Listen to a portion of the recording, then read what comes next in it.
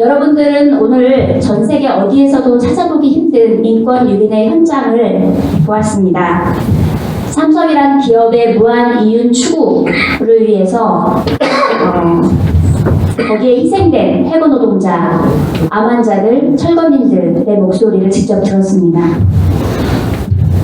오늘 질의응답에서 질문에 답변하실 분들을 잠깐 소개하겠습니다. 이게 임미리 교수님, 저희 삼성동성공대위의 자문위원이시고 또 한국노동운동에 대해서 연구하고 계십니다. 또 조선아 연대투쟁국장이고요. 조장이 금속노조 삼성지회 부지회장입니다.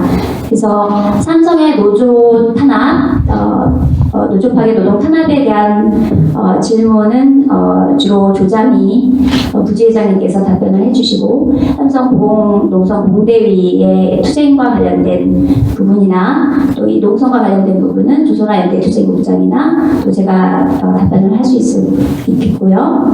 그 다음에 그 한국 노동운동의 어떤 극한적인 방법에 대한 그런 배경, 이런 현황, 이런 거에 대한 질문이 있다면 임미리 교수님께서 답변을 해주실 수 있고, 특정 그 답변자에게 질문을 하기를 원하시는 분은 그렇게 지정해서 질문을 해주셔도 되고요. 그렇지 않으면 제가 적절한 답변을 해주실 분을 제가 지정하도록 하겠습니다. 그리고 김용희 동지의 개인적인 개인사나 또 투쟁과 관련해서 개인에 대한 질문은 김용희 동지가 직접 답변을 하기로 했기 때문에 지금 김용희 동지를 연결을 하도록 하겠습니다. 뉴욕타임스 기자 말씀해 주세요. 김용희 선생님 이야기를 쭉 들어보면 궁금한 게 되게 많은데요. 이 자리에서 다 물어보지는 못하겠지만 우선 한 가지 궁금한 게 제일 처음에 자살 시도한 내용 있잖아요, 그죠? 이게 그냥 단순히 삼성이 노조 탄압하는 것 때문에 견디기 힘들어서 자살을 시도했다고 그러는데, 좀 구체적으로 삼성이 어떤 식으로 했길래 사람이 자살까지 시도하게 되는 상황이 된 건지, 그걸 지금 기자회견상에서 물어보기가 한지 모르겠는데 좀 여쭤보고 싶어요. 예, 당시만 해도 삼성은 국가제도가 있었습니다. A, B, C, D, E 국가로 불이익을 받고, 그 다음에 주변의 동지들과 해서 여러 가지 마찰을 일으키게 만들고 시비를 하고, 그 다음에 자기는 이제 부서 배치, 그리고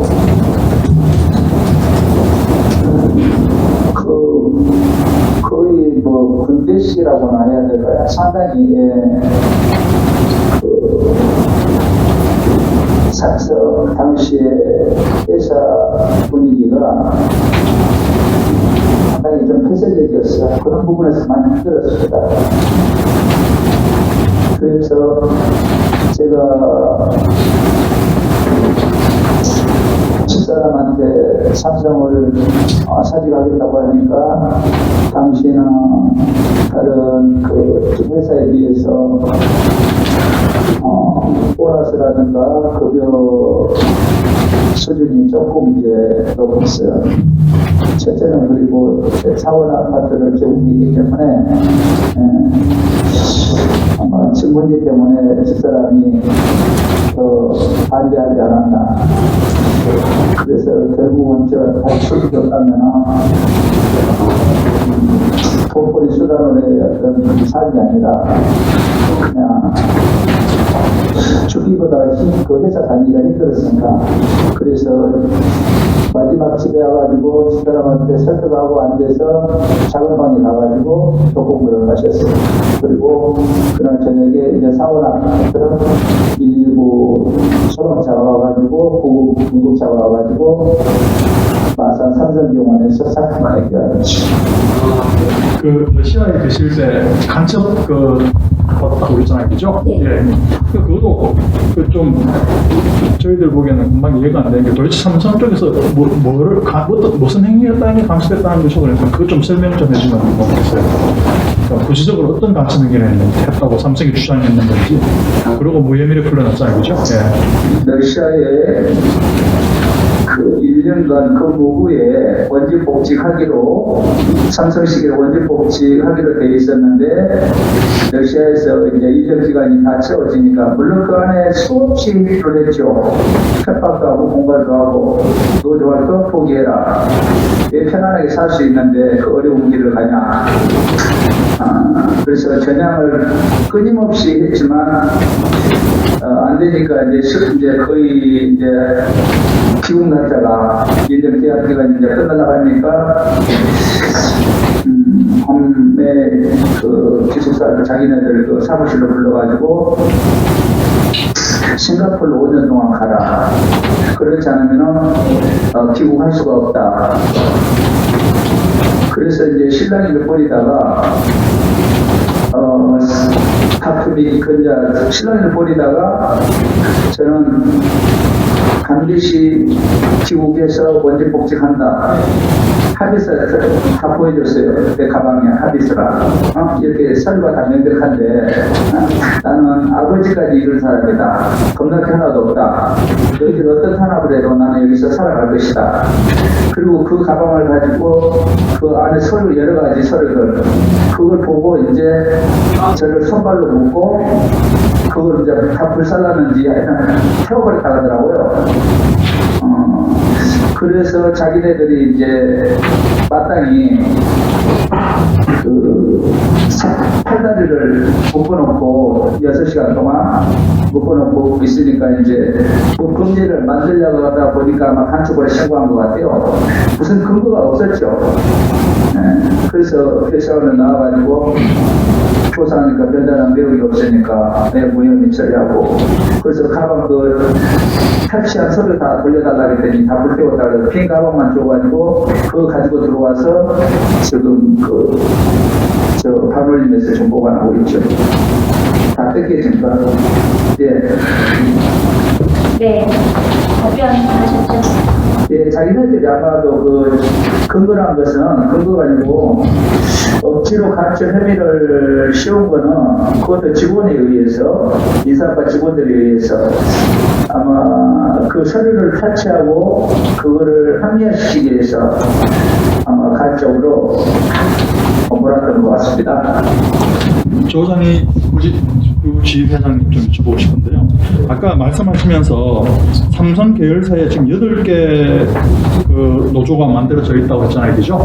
네. 8개라는 거는 소위 말하는 그 삼성 전체 좀 설명을 좀 해주시죠. 그러니까 다른 삼성 계열사는 전부 노조가 있기는 있는데 소위 말하는 네. 회장님 보시기에는 그 의용 노조에 그런 데가 있다는 거죠? 예, 예. 나머지 8개는 뭐 다른 그 무슨 민노조 요약해서 예, 설명을 설명 좀 드리면 네. 삼성 계열사 중에는 이제 뭐 다른 회사였다가 삼성에 합병이 된 회사도 있고 합병되기 전에 노조가 있던 회사도 있고 또 노조 설립이 예상되는 계열사에서는 그 페이퍼 노조라고 해서 서류상으로 노조를 만들어 놓고 다른 노동자들이 노조를 만들지 못하게 원천적으로 차단하는 방식의 노조 경험을 유지했고 제가 아까 발언에서 말씀드린 8개 노조는 2011년 7월 복수노조 허용 이후에 만들어지니까 저희 말로 그 민주노총 계열의 민주노조를 말씀드리는 거고요.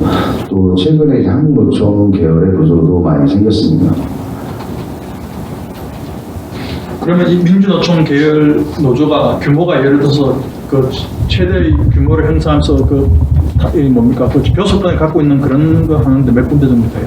어용 노조 때문에 교섭이 이제 원천적으로 무력화가 됐고 그 외의 노조들은 이제 교섭을 하고 있긴 한데 굉장히 불성실하고 또 좀 지치게 하고 그리고 이제 기존에 있던 노사협의회의 임금과 복리후생에서 조금 더 상향되는 노조는 거의 힘들고 그나마 이제 그 삼성전자 서비스 지회 같은 경우에는 좀 인원이 돼서 그래도 제일 저희 지금 8개 계열사 노조 중에서는 좀 힘이 있는 노조로 분류가 되고 있습니다. 최성훈 기자님, 질문에 대한 김용희 동지 답변에 조금 보충 설명을 드릴게요.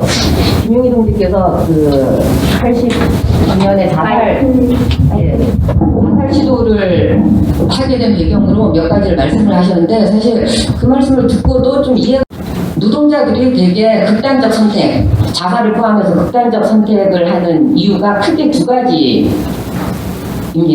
제가 이제 거기에 대해서 책도 냈는데, 그 첫 번째는 인간적 모멸감이고 두 번째는 고립감이라고 할 수 있습니다. 근데 김용희 동지의 말씀 중에 주변 동지들과의 마찰이라고 간단히 말씀을 하셨지만, 사실 그로 인한 노동활동가의 고립감이 상당하거든요. 그러니까 배다로, 2003년에 분신 자살한 배다로 노동자도 그 고립감 때문에 결국은 자살을 하셨고, 그 다음에 인간적 모멸감은 어떤 거 유형이냐면, 그 군대식 문화를 말씀하셨는데, 우리가 그 1987년 6월 항쟁 직후에 있은 789 노동자 대투쟁에 대해서 익히들 알고 있습니다. 근데 그 노동자 대투쟁이 그 당시에 노조 설립 과정에서 일어난 여러 가지 탄압들하고 결부돼서 노동자 대투쟁이 전개가 됐는데, 그때 울산에서 시작된 789 노동자 대투쟁에서 요구한 노동자들의 가장 큰 1차적인 요구가 뭐였냐면, 임금 인상, 노조 설립 이거 아니었습니다. 주갈 단속 금지, 복장 단속 금지였습니다. 특히나 중공업 노동자들 경우에 그 일상적으로 주갈 검사하고 복장 검사하고 그 규정에 맞지 않을 경우에 두들겨 패고 이런 행위들이 중공업 현장에 비일비재했었거든요. 그래서 김용희 동지께서는 간단히 말씀을 하셨지만 그 두 개의 핵심은 인간적 모멸감과 고립감, 이 두 개로 요약이 될 수 있고, 한국 노동운동의 극단적 투쟁 대부분이 이걸 이유로 해서 일어났습니다. 그리고 그 러시아 간첩 혐의에 대해서도 좀 더 말씀을 드리면, 그 지금은 노동자들이 뭐 업무방해죄, 공무방해 등등으로 구속이 됩니다. 근데 80년대와 90년대 초중반까지 한국의 노조활동가들의 가장 많은 구속 이유는 뭐였냐면 국가보안법이었습니다. 그러니까 간첩죄를 저지른 거죠. 근데 그 사람들이 위반한 그 국가보안법 위반의 혐의가 뭐냐면, 실제 내용들이 뭐냐면, 여러 사람들 모여서 노동자가 인간되는 세상을 만들자고 세미나를 했다. 근로기준법을 공부했다. 이게 간첩죄의 원인입니다. 국가보안법의 원인이었습니다. 그래서 이건 외신 기자들께서는 전혀 이해하시지 못할 상황인데, 한국은 계속해서 그래왔고 지금도 그런 일들이 벌어지고 있습니다. 말씀하신 대로는 그 삼성준법 감시위원회가 좀 이재용 부회장의 사업성 재판을 위한 기부다, 좀 그런 말씀을 하셨는데요. 근데 준법감시위에서 권고를 한 거를 삼성이 한 달 늦춰달라고 또 이야기를 얼마 전에 했거든요. 이것을 본다면은 준법위원회 그 권고사항도 삼성이 좀 심각하게 고민하고 있다. 약간 좀 뭐랄까, 이렇게 삼성 측에서도 고민을 할 정도의 그 권고사항을 냈기 때문에 이것을 인정을 하게 되면 어느 정도 그 과거의 잘못을 인정하고 그것을 이제 뭐랄까 사죄하는 그렇게까지도 진행될 수 있다고 생각이 되는데, 지금 여기 대책위에서는 어떻게 보고 계시나요? 연기하고 어떤 답변이 나올 것인지. 대책위에서 삼성 중간에 김지영 변호사와 1차 면담을 했습니다. 그리고 그때 요구한 내용은 과거의 노조 탄압에 대한 사과를 요구하는, 그러니까 삼성 중간위에서 과거의 노조 탄압에 대해서 사과를 했고, 현재 진행 중인 불법, 비합법 행위에 대해서 감시를 하겠다고 해서 만들어진 조직인이 많지, 과거 탄압 과정에서 발생한 피해 노동자와 삼성의 교섭 문제에도 같은 자세로 임해달라, 그러니까 감시를 해달라고 요구를 했고, 거기에 대한 답을 사실은 그 10일까지 받기로 했습니다. 그런데 답을 주지 않았고, 그 사이에 원래 10일까지 요구를 했었죠.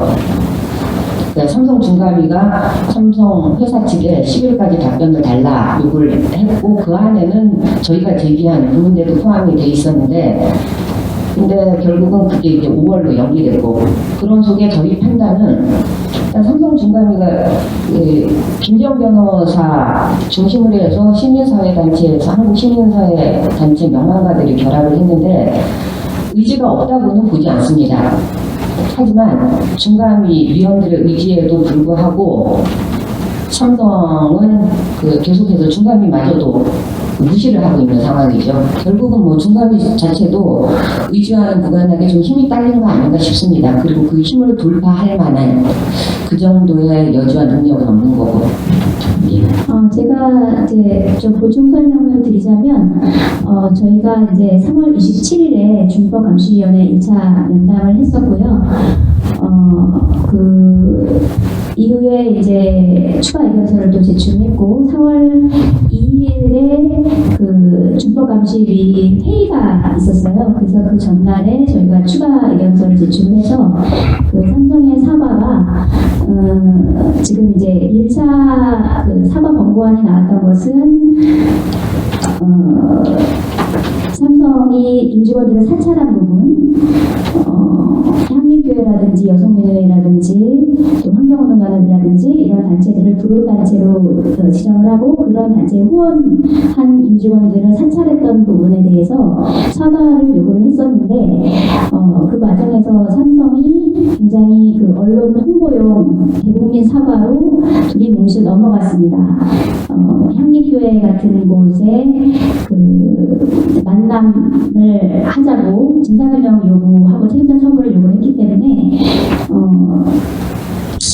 만나기로 약속을 해놓고, 그 약속을 코로나를 핑계로 취소를 한 다음에 언론에다 대고 대국민 사과를 했습니다. 직접 피해자인 향림교회나 이런 시민단체에다가 사과를 한 것이 아니고, 그래서 1차 사과가 그렇게 됐기 때문에 2차 사과는 이제 3월 11일 날 권고안을 내고 4월 10일까지가 이제 그 2차 사과 요구한 시일이었습니다. 그래서 2차 권고안은 뭐였냐면은 경영권 승계라든지 또 과거의 그 노동 탄압 문제, 또 시민사회와의 소통, 이 문제에 대해서 개선안을 마련을 하고, 또 그 과거의 불법적인 이런 분야에 대한 불법적인 행위에 대한 사과를 하는 것을 요구를 했었는데, 그 기한이 4월 10일이었고 그 전에 4월 2일에 준법감시위 회의가 4월달 한 달에 한 번씩 회의가 있습니다.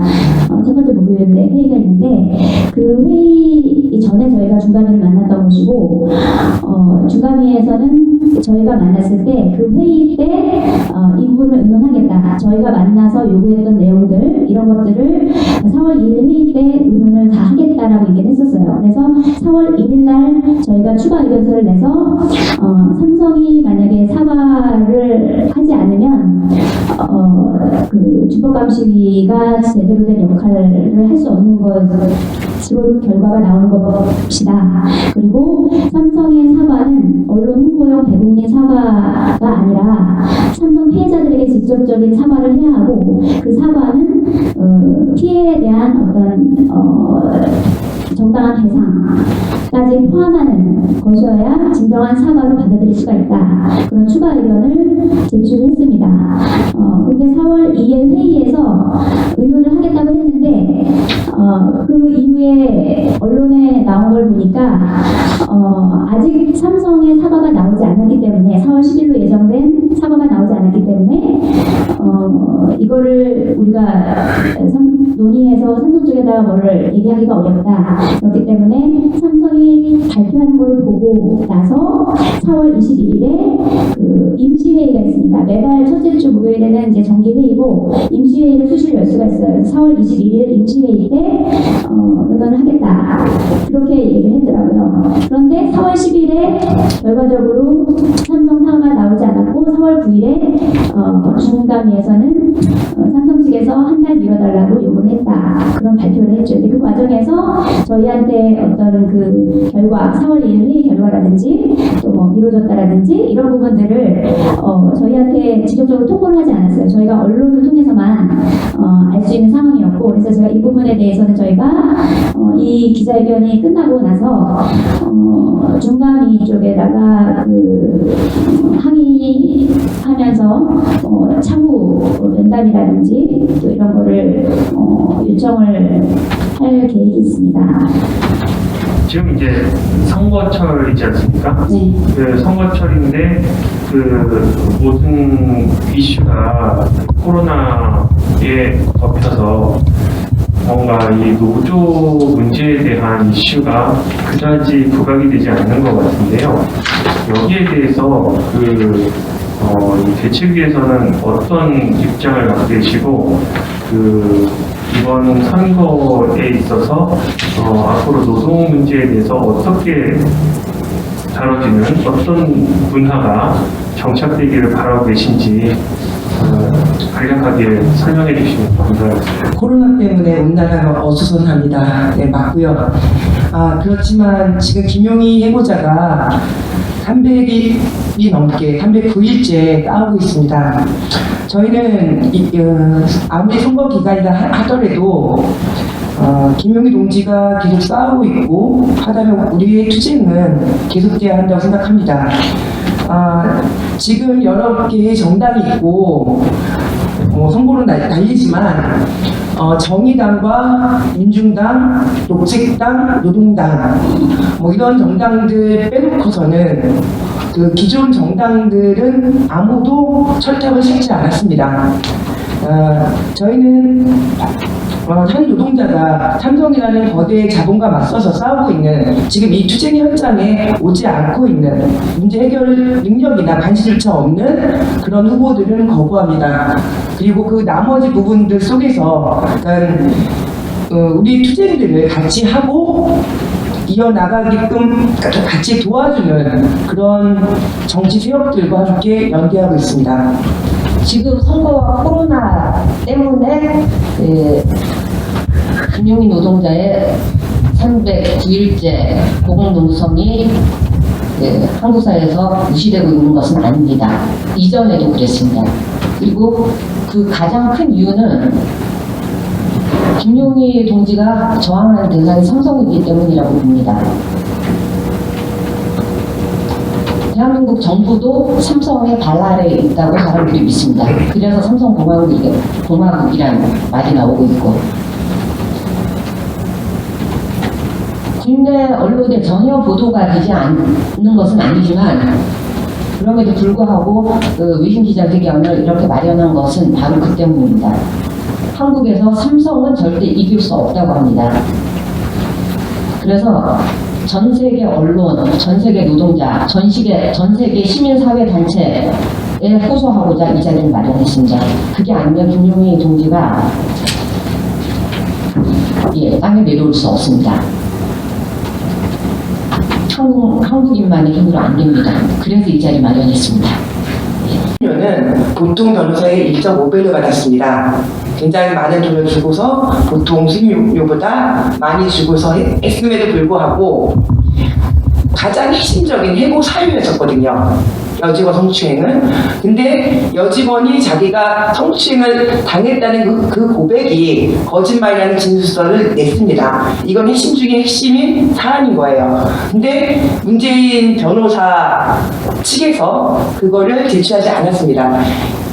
저희는 그런 합리적 의심을 해볼 수 있다고 생각합니다. 인권 변호사 문제이다 하지만은 이미 그때서부터 삼성과의 커넥션이 있지 않았을까라는 합리적 의심을 해볼 수밖에 없습니다.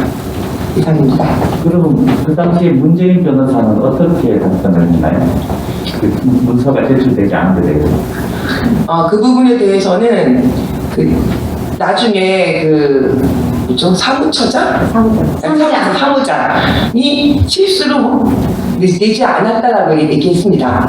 그런데 그거는 실수가 될 수가 있는 사안이 아니거든요. 가장 핵심적인 해고 사유에 대해서 가장 핵심적인 본인이 성추행을 당하지 않았다는 문서인데 그게 어떻게 누락될 수가 있겠습니까? 제가 네. 부연 설명을 드리겠습니다. 그 사무장이 미안하다고 하면서 술을 사주고 이 공증서가 있기 때문에 다음에 하면은 분명히 될 거다. 근데 이제 김용희 동지가 더 이상 이제 믿고 맡길 수가 없어서 그 공증서를 돌려받아서 이제 혼자 대법원 상고를 진행을 했는데 문제는 본인이 그 인권 변호사로서 본인의 이름을 우리가 지금 동영상에도 봤잖아요. 문재인 수임을 했던 그 법원 판결문에 나와 있는 맨 앞에 변호사 이름이 문재인이에요. 그러면은 다른 사안도 아니고 해고 노동자의 무효 소송이란 말이에요. 인권 변호사고.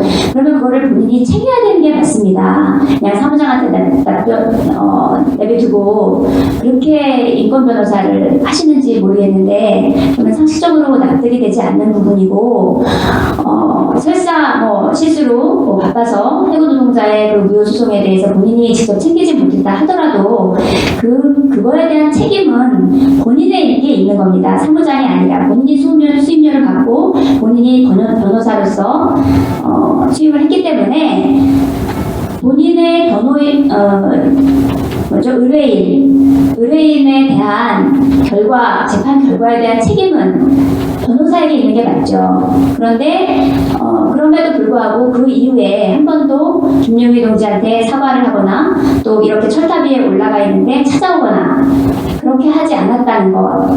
그런 관계가 없더라도 그냥 국민의 한 사람이라 하더라도 대통령으로서 관심을 가지고 이 문제 해결을 해야 된다라고 말할 수 있는 위치에 있는 사람임에도 불구하고 한 번도 철탑에 찾아오지 않았다는 것은 그 수임료를 돌려받았나요? 그러지 않았고요.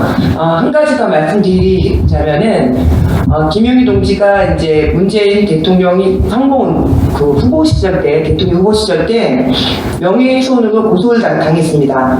그러니까 왜냐하면 이 여직원 공증서 때문에 명예훼손으로 고소를 당했는데 그것이 무죄라고 판결까지 나는 사안입니다. 명예훼손이 아니라고 문재인 대통령에 대한. 선거법 위반 그 이야기죠. 네. 예. 그 궁금한 게 선거법 위반 이거는 명예훼손 선거법 이거 누가 고발한 거예요? 문재인 쪽에서 고발한 네. 거예요? 문재인 캠프 쪽에서 네. 선거 중에서요? 네. 선거 잠깐만요. 박민희 동지가 부연 설명해 주셨죠. 예, 그러면 해주시죠.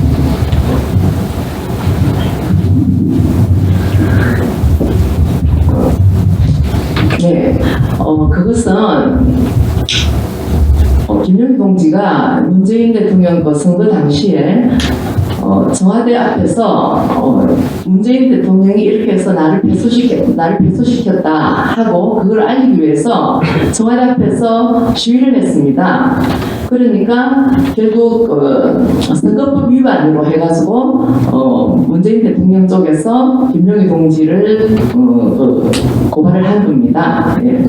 한 거고 결국 그것은 명백한 사실이기 때문에 선거법 위반이 아닌 걸로 해서 판결이 난 걸로 알고 있습니다. 이게 대통령 되고 난 뒤에 한 겁니까? 아니면 선거 과정 중에 운동 중에 한 거예요? 선거 운동 중에 선거법 위반으로 먼저 됐습니다. 예, 고발이 됐습니다. 예. 정리를 하면 문재인 대통령은 이렇게 김 선생님이 김용희 씨가 데모도 하고 이렇게 고공투쟁하고 있는데도 한 번도 자기 입으로 직접 그 문제에 대해서 발언한 적이 없습니까? 없습니다. 답변한 적도 없고요. 네.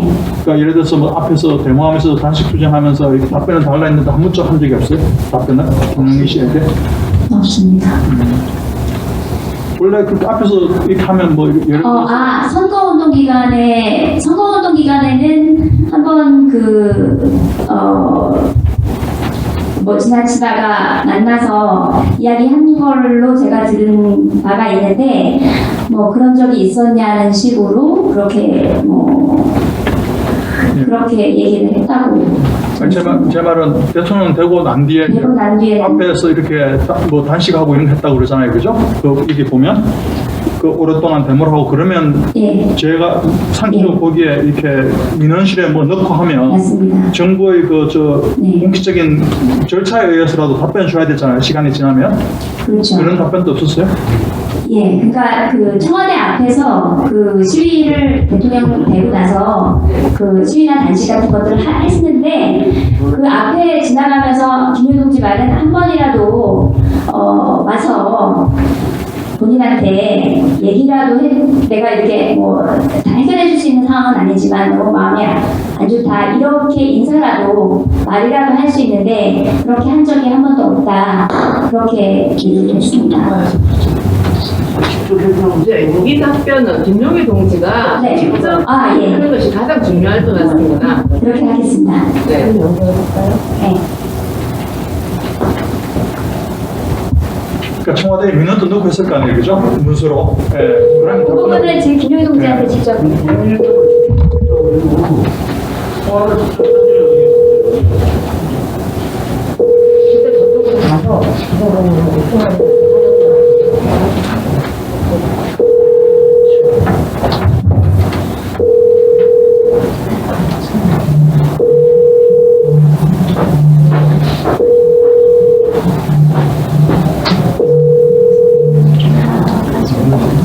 제가 나중에 따라해 볼게요. 여기 전화번호 있으니까. 제가 나중에 따라해 볼게요. 보겠습니다.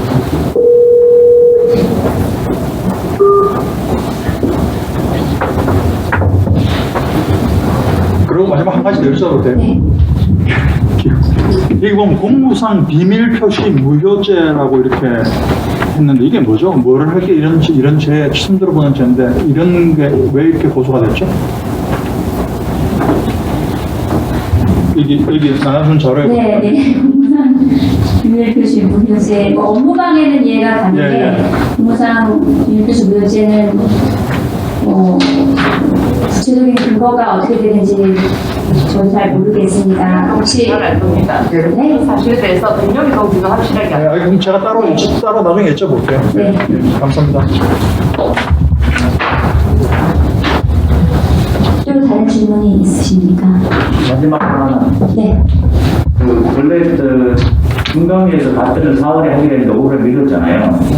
그러면 김용희 씨는 지금 계속 단식을 하고 있고, 네. 그럼 김용희 씨의 지금 현재 어떤 본인의 투쟁 계속 지금 단식을 하는 상태에서 어떻게 전개를 하고 계시나요? 그럼 5월달까지 계속 그렇게 가시려는 생각인가요? 저희 그 김해 동지의 투쟁은 뭐 중감이나 또 삼성의 답변, 그거를 기다리는 투쟁은 아니에요. 그러니까 그거와 관계없이 삼성이 이제는 300이 지났고 지금 단식까지 9일 차인데 이제는 응답을 해야 된다. 그래서 뭐 중감위에도 그런 동일한 내용을 전하고 또 저희가 4월 4일 그 차량행진 시위 이후에도 중감위에 지금 김용희 동지의 상황이 이렇게 급박한 상황이고 지금 당장 삼성이 정상적인 기업이라면은 김용희 동지 내려오게 하는 게 맞다 그런 의견을 전했고 또 앞으로도 삼성을 향해서 이 문제를 하루빨리 해결해야 된다라고 할 것이고 지금 오늘 기자회견도 그런 목적으로 또 만들어진 거고 뭐 5월 10일까지 삼성이 답변할 때까지 그때까지 삼성 입을 쳐다보고 기다리는 게 아니라 저희들은 계속 강력한 투쟁으로 김용희 동지가 하루빨리 밑으로 내려올 수 있도록 최선을 다해서 싸우기로 결의했고 또 그렇게 싸워나가고 있습니다.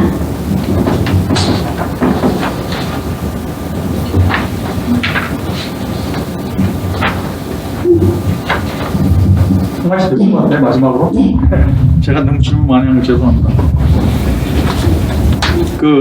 이 촛불 시위 할 때 보면 그 적폐청산 이런 거 많이 이야기 나오고 광화문 시위가 그럴 때 보면 재벌 이렇게 부정부패 이런 데모가 그 당시 촛불 시위의 중요한 주제 중에 하나였잖아요. 그죠? 시위한 분들이. 그럼 그 이후에 이제 촛불 시위에 문재인 대통령이 됐는데 지금 오늘 말씀하시는 걸 들어보면 임미리 교수님 같은 경우는 하여튼 뭐 한국에서는 삼성은 절대 이길 수 없다 그런 말도 있었고 기자회견에도 보면 문재인 대통령이 13번이나 이재용 부회장을 이제 그 뭡니까 뇌물죄로 유죄받은 사람이 13번을 만나주는 이런 상황이다 이런 말씀을 하셨는데 제 질문은 그러니까 촛불 이후에 태어난 이 정부도 전혀 그 약속을 지키지 않고 있다고 생각하시고 있는 건가요? 질문이 그리고 그렇다면 왜 그렇다고 보세요? 네. 말씀하신 대로 그렇게 생각합니다. 그리고 실제로 그거는 한국 사회운동의 특징하고도 관련이 있는데 국내 그러니까 한국 사람들은 이런 얘기들을 합니다. 촛불을 문재인 정부에 그냥 갖다 바쳤다.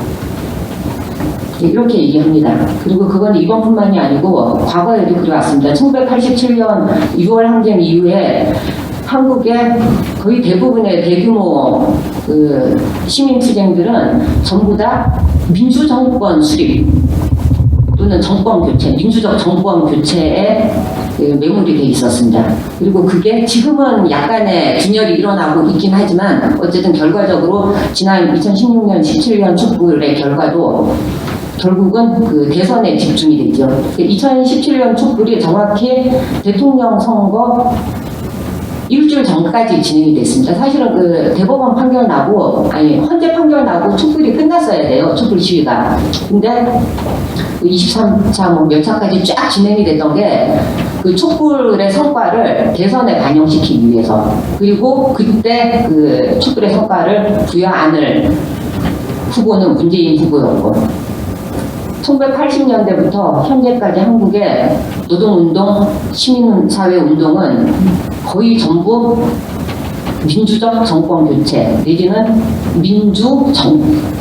민주정당이라고 불리는 한 정당을 옹립하는데 전부 다 소진되어 왔습니다. 프레임도.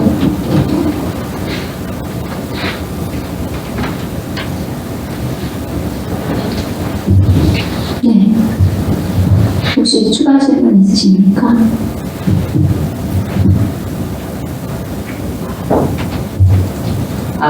죽 써서 개 준다고 그랬습니다. 지난 촛불 때. 그 말이 12월부터 계속 나왔고, 죽 써서 개 줬습니다. 네.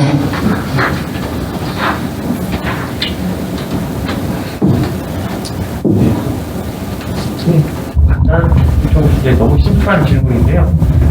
지금 김용희 해고자 동지께서 어떻게 해야지 내려오실 수 있는 건가요? 어떤 결과나 어떤 뭐랄까? 제가 말씀드리겠습니다. 김용희 동지와 저희 공대의 목표는 하나입니다. 삼성의 진심 어린 사과와 그리고 해고 기간에 대한 피해에 대한 배상을 요구하고 있습니다. 그 부분이 선행되지 않는다면은 김용희 동지는 내려오실 생각이 전혀 없으시고 내려오지 않겠다는 사람을 가서 멱살을 잡고 끌어내릴 수도 없는 그런 상황입니다. 제가 그런 설명을 드릴게요. 김용희가 처음부터 지금까지 계속해서 요구하는 삼성이 요구하는 내용은 삼성의 진정 어린 사과, 과거의 불법 해고에 대한 진정 어린 사과와 복직과 해고기간 임금입니다. 이 세 가지는 따로 떠나칠 수 없는 내용입니다. 왜냐하면 삼성이 과거의 노조 파괴를 위해서 김용희 해고 노동자를 불법 해고한 것에 대한 진정 어린 사과를 한다면 당연히 그 불법을 바로잡기 위해서는 복직을 해야 되고 복직을 시켜야 되고 복직을 시켰을 때는 당연히 해고 기간에 대한 임금을 지급하게 돼 있습니다. 그렇기 때문에 그 세 가지가 따로 떨어져 있는 게 아니고 다 함께 이루어져야 진정한 사과가 될 수 있고 말로만 하는 사과가 아니라 그렇게 될 수 있는데 아직까지 삼성은 이 세 가지에 대해서 진정성 있는 대안이나 또 안을 제시하지 않고 있습니다.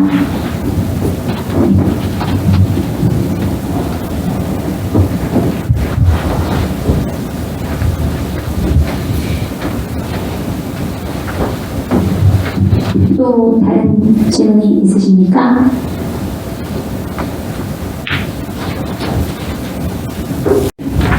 김용희 동지가 이제 뭐 죽는 거 아니냐 이런 걱정들을 참 많이 하시거든요. 실제로 오늘 죽어도 내일 죽어도 하나도 이상하지 않은 상황입니다.